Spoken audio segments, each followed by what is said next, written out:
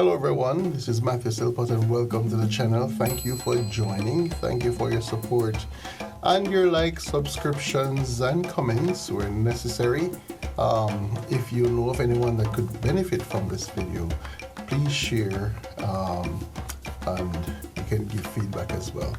So in a sense, this is going to be a sort of a comprehensive review on the Caribbean Secondary Examinations Certificate or Council, CXC exams on music. There are some other videos on the channel with specific things. If you wish, you can check them out as well. So we just do a general overview and perhaps some quiz so you can be ready for your May-June sitting of this exam. So again, name is Matthew Silpot. This is Mr. Sar's Music Zone. You can reach out to me via email at mrsarsmusiczone@gmail.com if you wish. The content is already on the channel. There's also some TikTok videos available. So some general information that perhaps you need to know and what you need to do to pass it, because usually any test that you're getting, you want to know what is coming on the test. So it's only right to assume that if you're taking on CXC music, that you will be familiar with the syllabus and all that it takes. We do have the syllabus online, so if you're a student, you do have access to the you can just go to cxc.org or just Google CXC music syllabus and it should pop right up.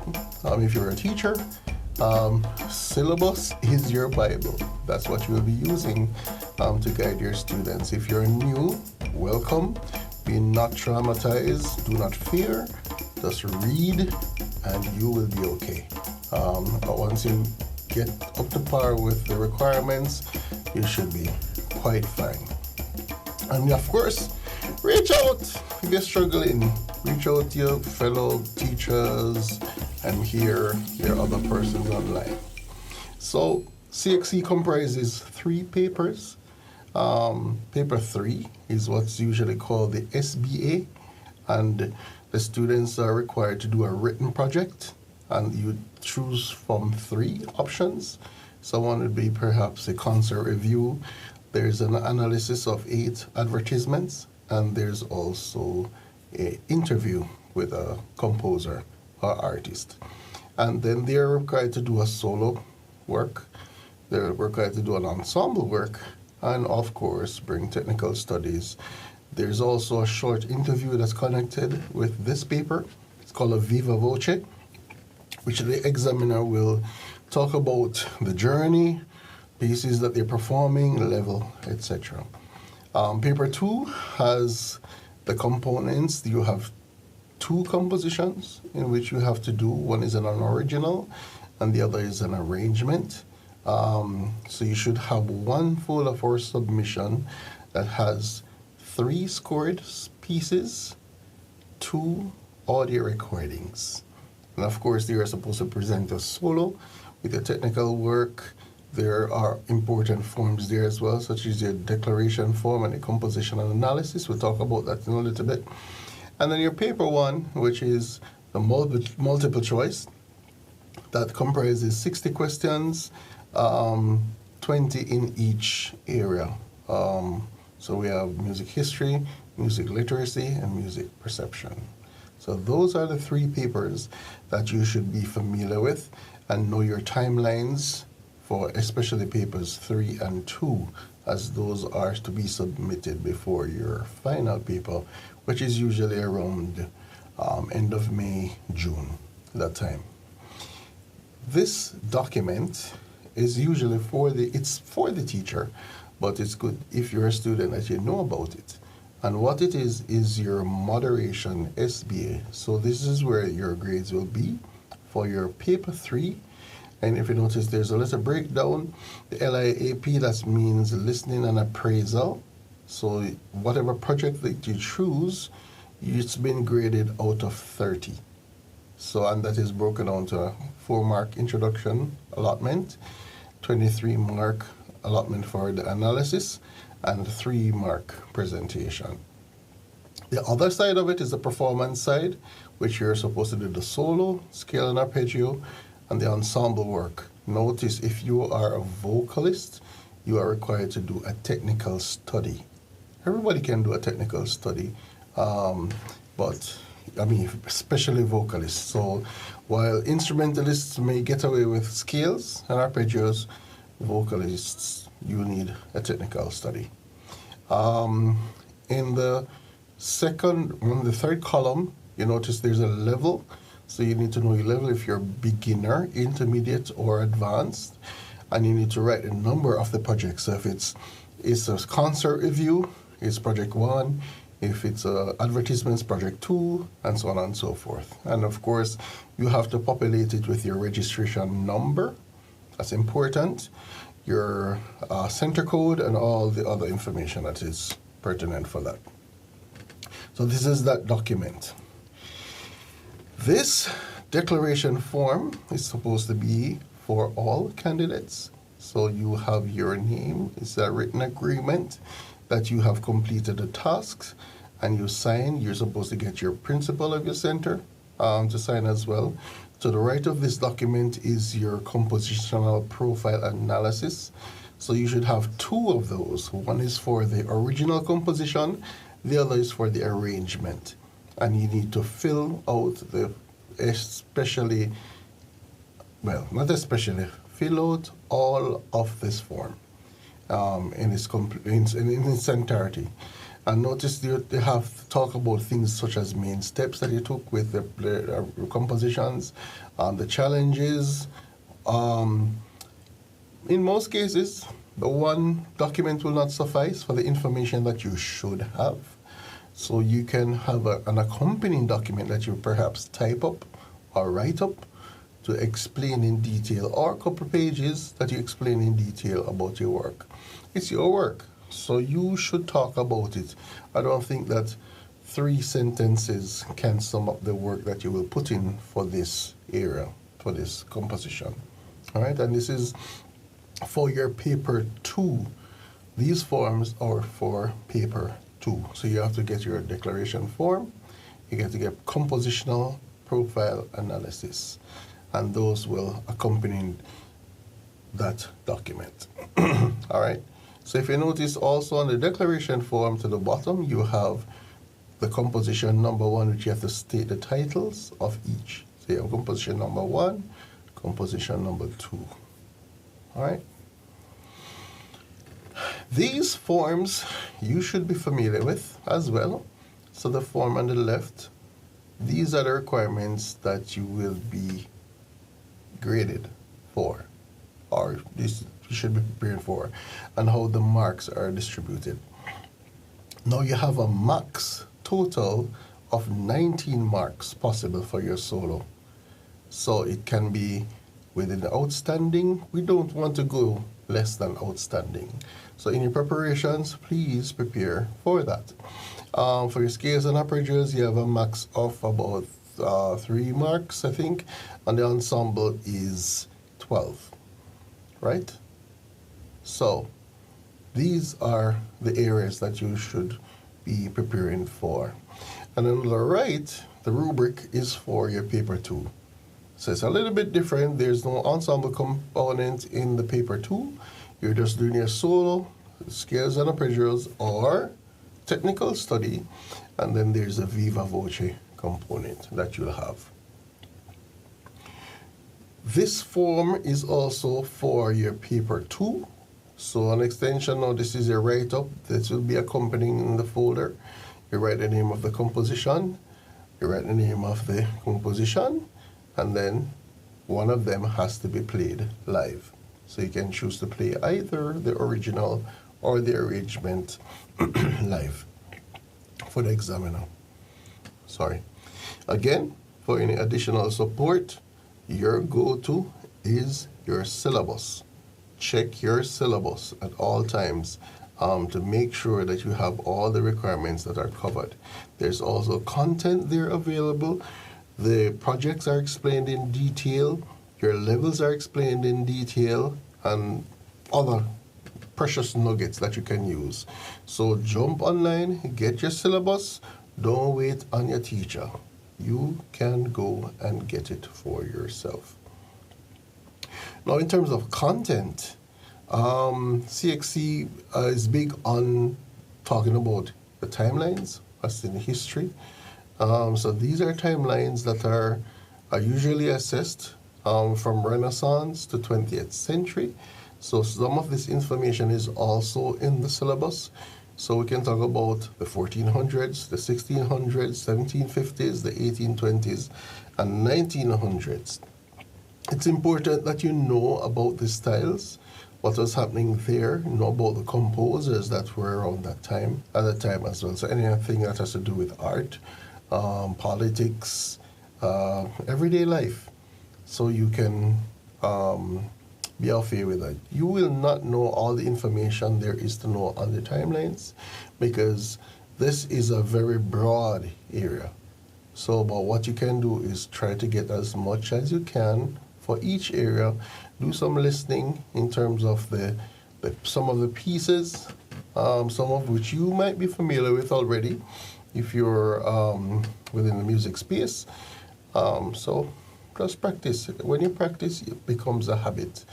And if you're doing CXC music, try to be engaged in it daily. The timelines also for Caribbean music, that's important to know as well. And I will go in a little bit more on those because usually you can find information readily on classical music. It's at your fingertips. Some of the Caribbean music is as well, but we'll go in a little bit deeper in that. So some timelines for that, we're looking at between the 1910s and the 1940s.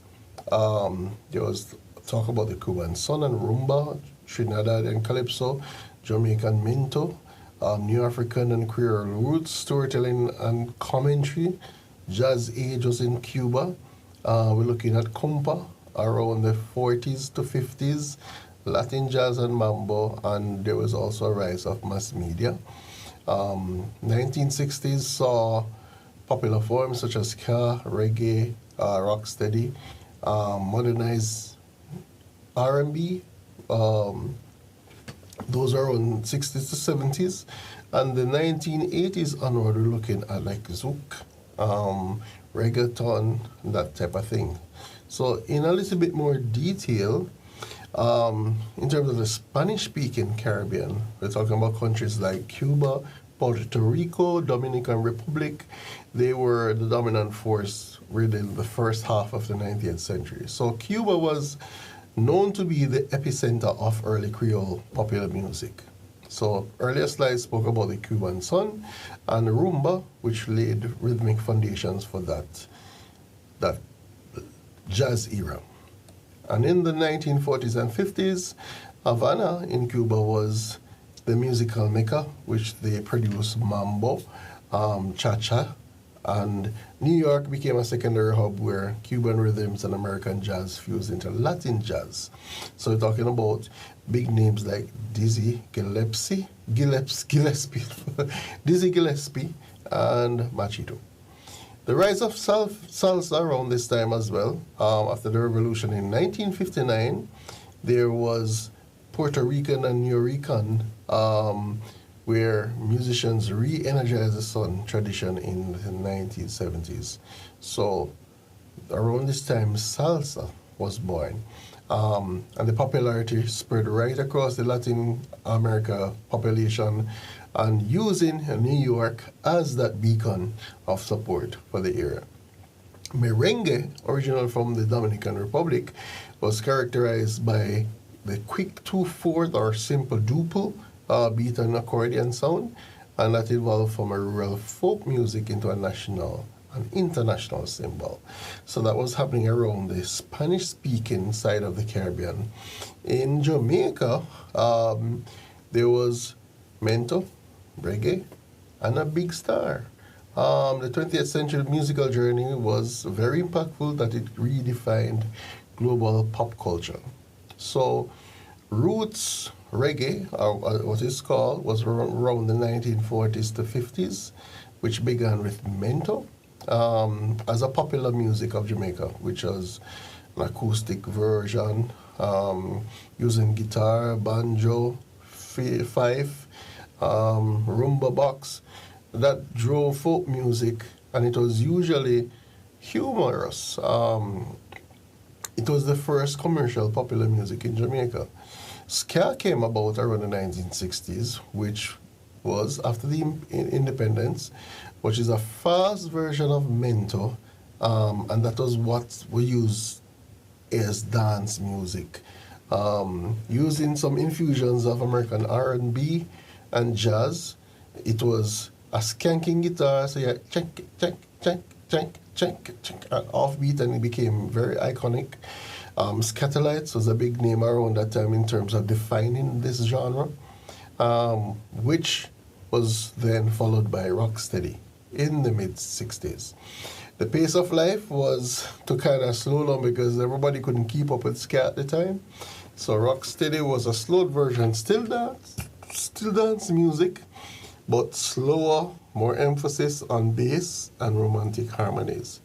And this was really the precursor to reggae, which took the whole world by storm around the 1970s. Syncopated beats was really infused with Rastafarianism, talking about conscious lyrics, music for the people, music for the oppressed. Bob Marley was born and made this a global impact and phenomenon on the world. Robert Nesta Marley, the original name, making reggae a voice for the oppressed worldwide. And then the 1970s really saw the rise of dub, or dubwise, and the early foundations of dancehall. What was happening to our neighbors in terms of Trinidad and Tobago, Calypso was around that corner. The contribution of Trinidad was linked to social commentary and high energy spectacle of carnival. So Calypso was around the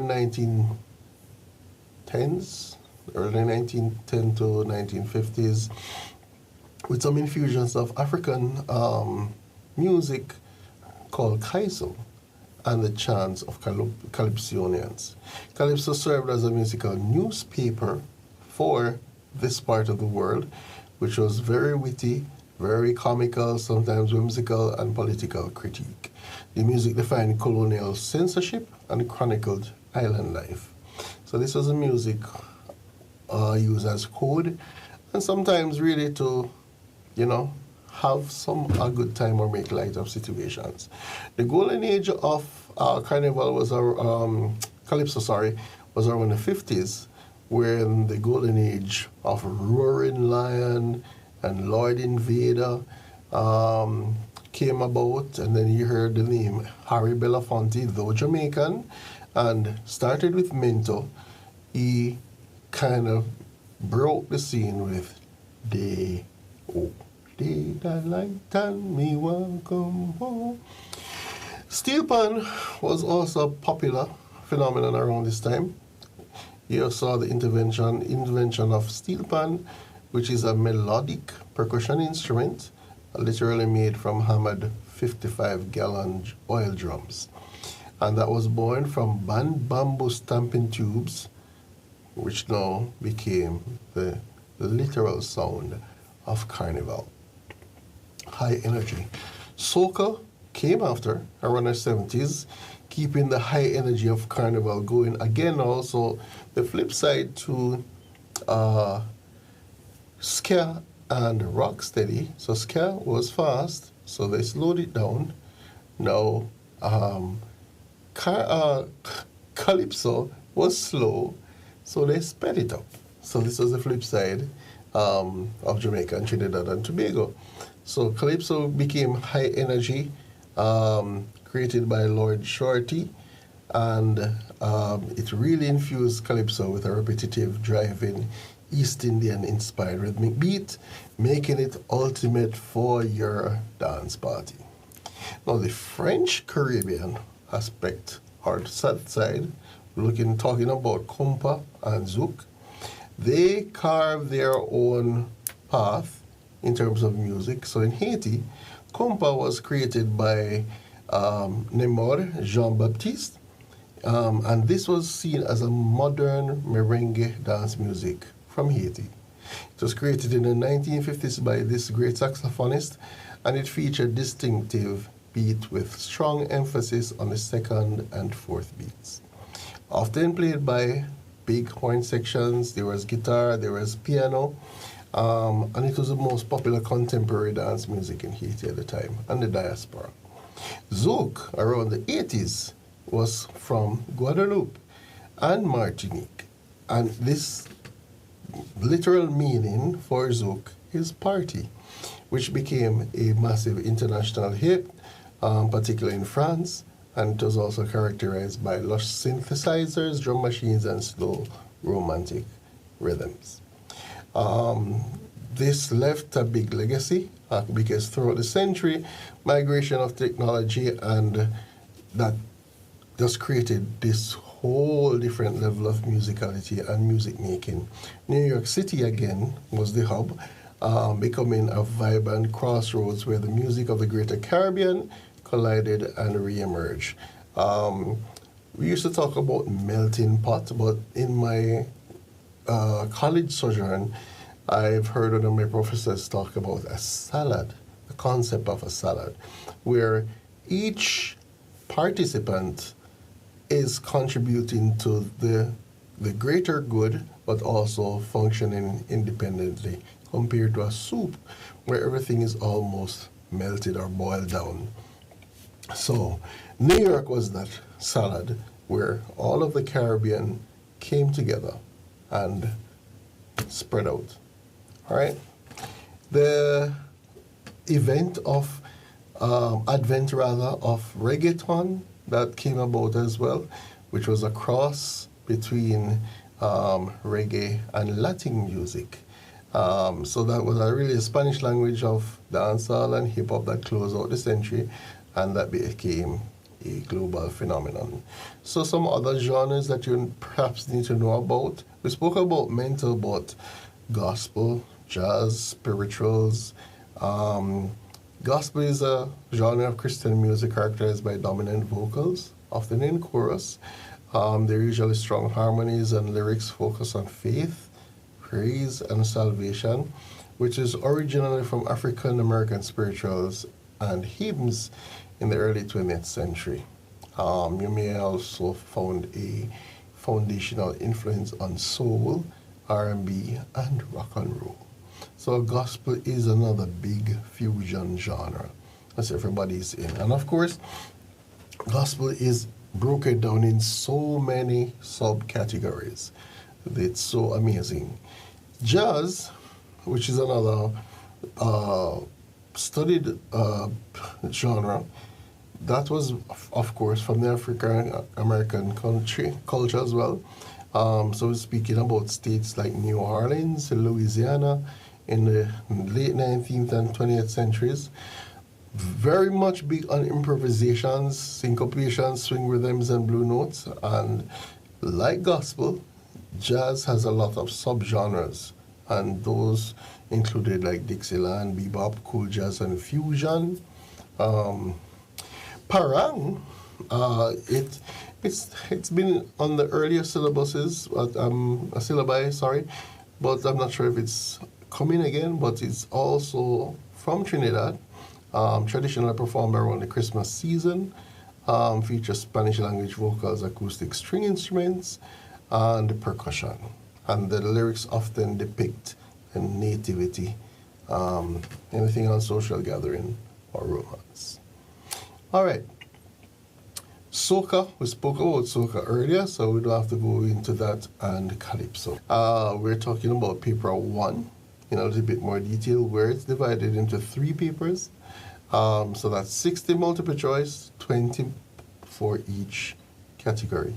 So we do have music history, which is looking at the overview of styles, instrumental and vocal techniques, timelines, and socioeconomic contexts. We're looking at music literacy, which is really catering to the ability to read, write, understand, and interpret music. And then we're also looking at music perception that looks at organizing and interpreting and applying meaning to pertinent information, such as using our elements of music to score, study, and all of that. So, we're going to be doing some multiple choice quizzes, some questions, and then we'll see how best we can do. You can get out a paper, pen, and you can write down. You can have a notebook handy if you wish as well, so we can talk about these answers that you got. So the first question, an extra part that is sung above a melody is called what? So the options are call and response, descant, drone, or counter melody. An extra part that is sung above a melody is a descant. Descant is the highest part possible within a score, especially when you're talking about singing. The highest point usually is the soprano, which always carries the tune.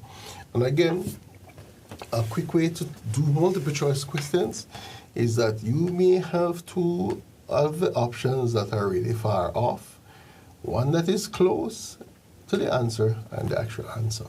So in this case, call and response might not be the best fit. Drone perhaps would not fit as well, because that is really something that's consistent throughout. But counter melody is close, because usually that's a running melody with the tune. But descant is really that answer. Reggae is a form of music native to which of these countries? So we have Turks and Caicos, Antigua, Jamaica, or Trinidad and Tobago. And that option would be Jamaica. Adding a new treatment to an existing composition that may incorporate changes in elements is known as what? Is that listening? Is that arranging? Is that appraising? Or is that analyzing? Now clearly we have 3 A's there and 1 L. But listening, nope, that is out of it. Arranging, that is spot on, because you're really changing something. Appraising is almost like analyzing. So that's your answer, arranging. A melodic figure found in jazz, typically 2 or 4 bars long in the bass, is often called a riff. Not a tone. Tone speaks to timbre, some sort of way. Syncopation might be rhythmic notation. Again, we spoke about drone. The spontaneous creation of performance of a piece of music without prior preparation is known as what? So if you've never seen the piece of music before without prior thing, that would be improvisation. So almost like you're composing on spot. Now, shifting gear again. So another aspect of CXC is that we're talking about classification of instruments. And whatever we do, I mean, we're always classifying things.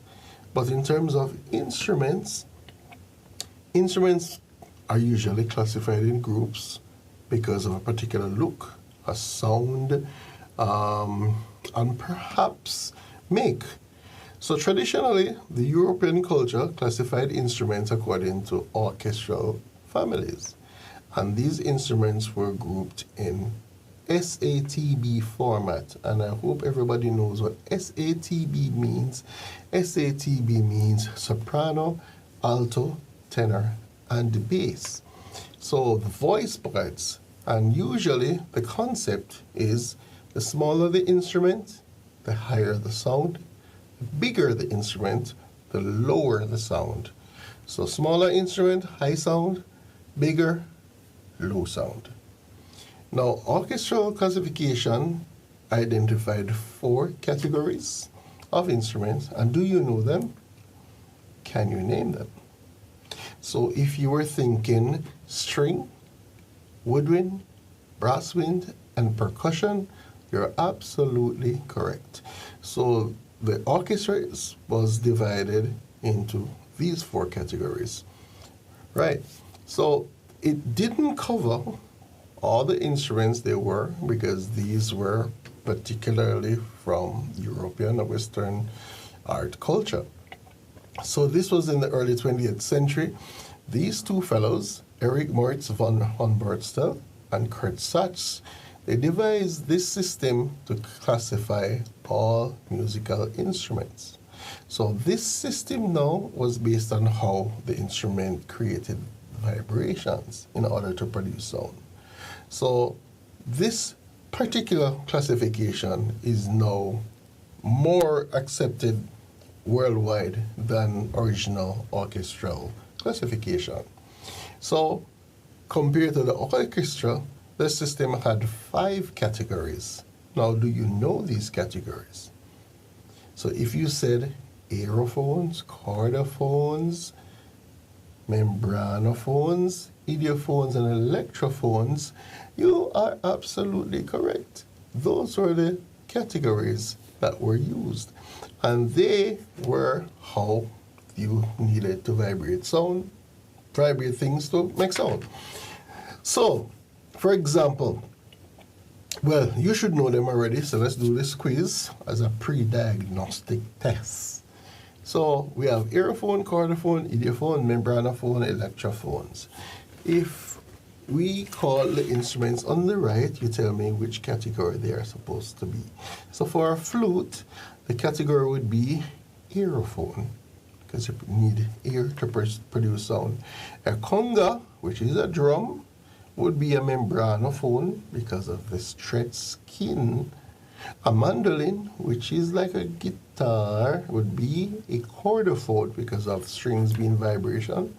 Synthesizer would be electrophone. Synthesizer is like something you have to plug in.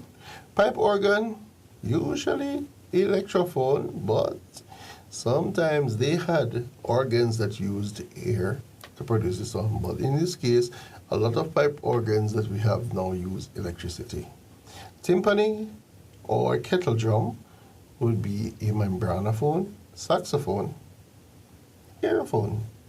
Amplified guitar, giveaway, electrophone. Castanets, those would be idiophones. Cello would be a chordophone. So in a sense, all the string instruments can be put into the chordophone category. All the wind instruments can be aerophones. All the percussion instruments go into idiophones. Some of them may go into the membranophones, some also may go into electrophones. So they split like that. So that's your concept of those. Any questions? Good. You're all doing well. If you have any questions, drop it in the comments. If you have any questions, drop it in the chat right now. If you have any questions, email or text a teacher or ask a friend, and then you can work it out. If it doesn't work out, then try something else. Don't give up on it. This category, we speak about the elements of music, and this is your guide. It may look a little differently from you in your classes, but they are still the same. We have the main 5 areas.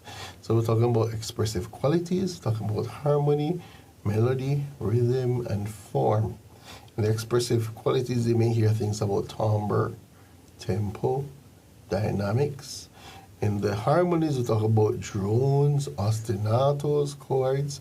Melodies, we're looking at higher, low, up and down are the same. Skips are the tonality. And then in rhythm, we're looking at duration, beat, and beat groupings. Form, we're looking at color response, binary, ternary, phrases, sections, rondo, etc. Yeah, and those are your elements of music. The elements of music are not to be confused with each other. They work as a cohesive unit as well. They really depend on each other, but they also act independently. So that's a good way to look at it. Now, in terms of analysis, this class is really going fast.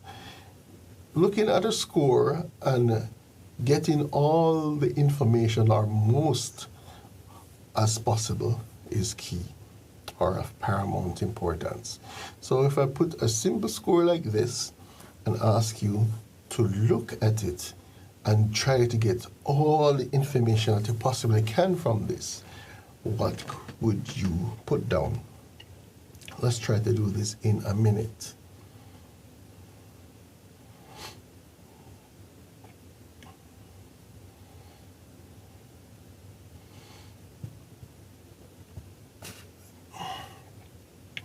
All right, the minute is done. Let's see what we came up with. Did you notice the time signature? Did you notice moderato, which is referring to speed? Did you notice mezzo forte, which is referring to dynamics? Did you notice the breath mark, which is a performance direction? Did you notice DC al fine, which is referring to form? And DC means da capo. So if you notice all those things, great, good job. Time signature is also referring to speed, or is referring to meter. But other things that you can notice, if you notice the title, that's good. If you notice the composer, that's good as well. If you notice yellow belt, that's good. What about yellow belt? Yellow belt is perhaps when you see a title like this and a smaller title, is usually that the bigger one is from the work. So yellow belt perhaps is the work, the bigger work, and Song of the Sea is one piece from it.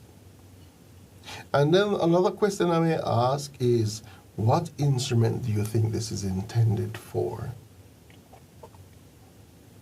If there's a breath mark, obviously it's a windy instrument because you need to take a breath to play.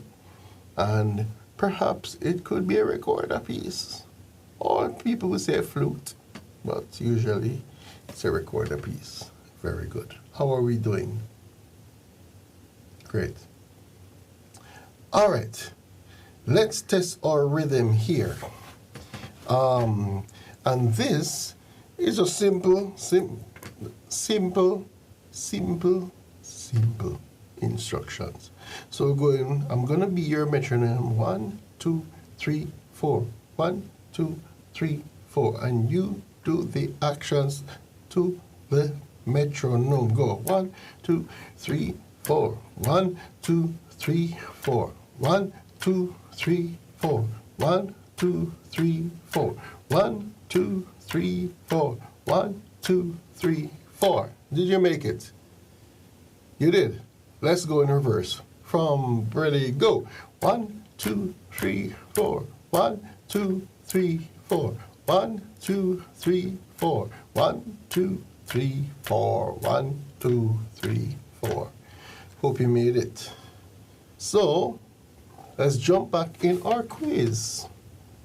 Now, usually on the exam, in terms of perception, you'll be given a score. Usually is an accompaniment of an audio, and you may be given questions towards a score.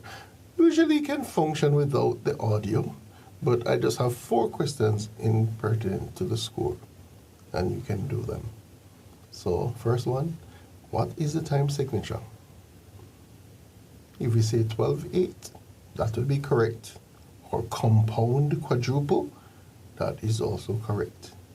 Which ensemble is this written for? And if you say string quartet, that would be correct. Or string ensemble, that would be correct, unless there are some options given in multiple choice. What is the meaning of presto, which is that tempo marking at the beginning of the score? And presto usually means quick, which is an Italian term. There's what is the motif in the first 2 bars? So it could be like call and response or imitation. Any of those. Now for your support, again, I've been preaching about the syllabus. but there's also a workbook. A lot of people have documents out there that you can use as well for your support.